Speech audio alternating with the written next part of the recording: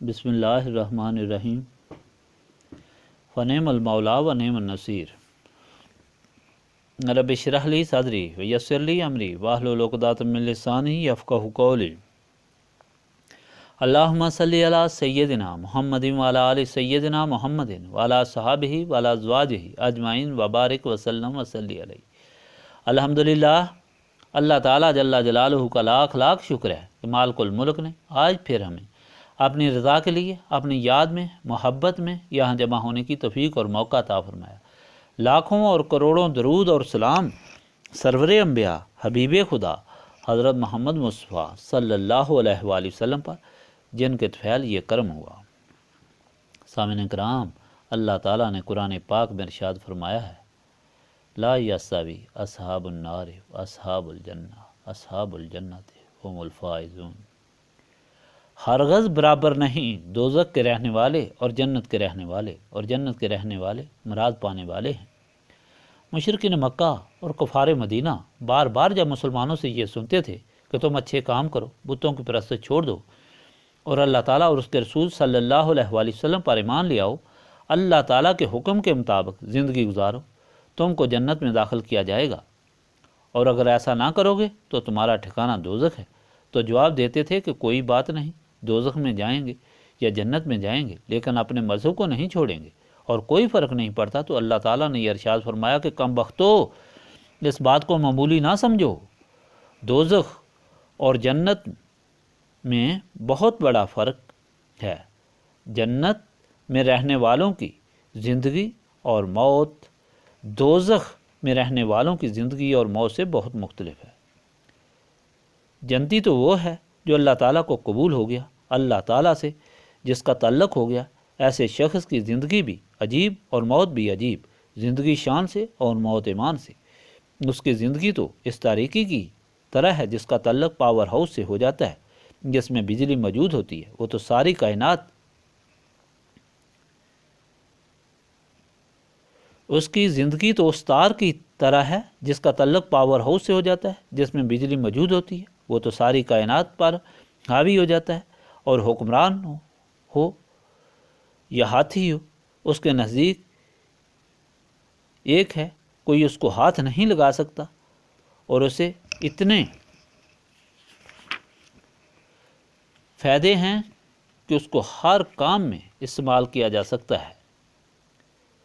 بجلی بلب روشن کرتی ہے، مشین چلاتی ہے، ساری زندگی کو ہی ہر طرح نفع بخشتی ہے، یعنی خوف اور امید کا خزانہ۔ اور اگر اس تار کا تعلق نہ ہو تو بجلی نہیں ہوتی، وہ مردہ ہوتی ہے۔ اسی طرح جس کو اللہ تعالیٰ اور رسول صلی اللہ علیہ وآلہ وسلم کی غلامی اور نسبت حاصل ہوتی ہے، وہ خود بھی سکون اور اطمینان کی دولت سے مالا مال ہوتا ہے، اور اپنے لاحقین اور ساری مخلوق خدا کے لیے بھی نفع بخش ہوتا ہے۔ موت اس کی عالی شان ہوتی ہے کہ اسرائیل علیہ السلام جب روح قبض کرنے کے لیے آتے ہیں تو اس کی پیشانی پر اللہ لکھ دیتے ہیں، تو واپس جا کر اللہ تعالیٰ سے عرض کرتے ہیں کہ اس کی پیشانی پر تو اللہ لکھا ہوا ہے، کس طرح اس پر قابو پائیں۔ حکم ہوتا ہے کہ اللہ اٹھا لو، فرشتے اللہ کا لفظ اٹھا لیتے ہیں تو دیکھتے ہیں کہ اس کی زبان پر اللہ لکھا ہوا۔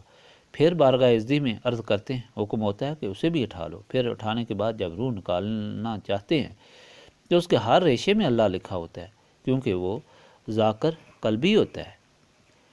پھر جا کر عرض کرتے ہیں کہ الہی کہاں کہاں سے اللہ تعالیٰ اٹھاؤں، اس کی تو ہر رگ و ریشہ میں اللہ لکھا ہوا ہے۔ تو حکم ہوتا ہے کہ کاغذ کے پرزے پر اللہ لکھ کر اسے دکھاؤ۔ چانچہ ایسا ہی کرتے ہیں تو اس کی روح اللہ کے پاک نام پر عاشق اور کر باہر آ جاتی ہے۔ ایسا انسان جب مرتا ہے تو اس کے لیے آسمانی کفن اللہ تعالیٰ کے فرشتوں کی جماعت لاتی ہے، اور اسے عزت و احترام سے اللہ تعالیٰ کی بارگاہ میں پیش کیا جاتا ہے۔ پھر اسے لاحد میں رکھنے کا حکم ہوتا ہے، جو اس کے لیے مشرق سے مغرب تک اور شمال سے جنوب تک شادہ ہو جاتی ہے، اور جنت کا نظارہ اور خوشبو اور ایک نیک ساتھی اس کا دل بہلانے کے لیے۔ پھر قیامت اس کے لیے ایک پل، اور پھر جنت اس کا ٹھکانہ جہاں ہمیشہ اس نے رہنا ہے، اور ہر چیز جس کی خواہش ہوگی اس کے سامنے ہوگی۔ لیکن دوزخی کی زندگی اور موت بالکل مختلف ہوگی۔ زندگی میں تو وہ خواہ کتنا ہی بلند مرتبہ اور دولت مند ہو، اسے اپنے مرتبے اور دولت کے لیے ہر لمحہ ہزاروں سجدے کرنے پڑتے ہیں، کبھی کسی کا محتاج اور کبھی کسی کا محتاج ہوتا ہے۔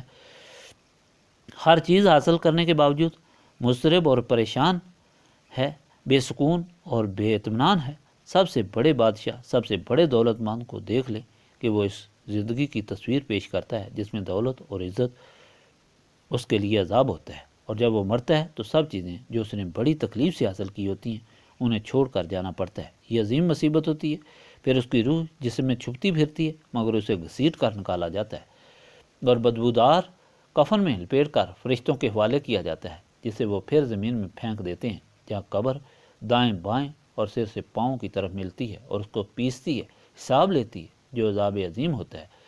اور پھر دوزخ جو برا ٹھکانہ ہے، اس کے لیے اللہ تعالیٰ فرماتا ہے، لوگو ہوش کرو، تم کو جو بار بار اچھائی کے لیے کہا جاتا ہے تو وہ اس لیے کہ تم جنتیوں کے زمرے میں داخل ہو جاؤ، کیونکہ یہی لوگ ہیں جو مراد پانے والے ہیں دنیا میں اور آخرت میں۔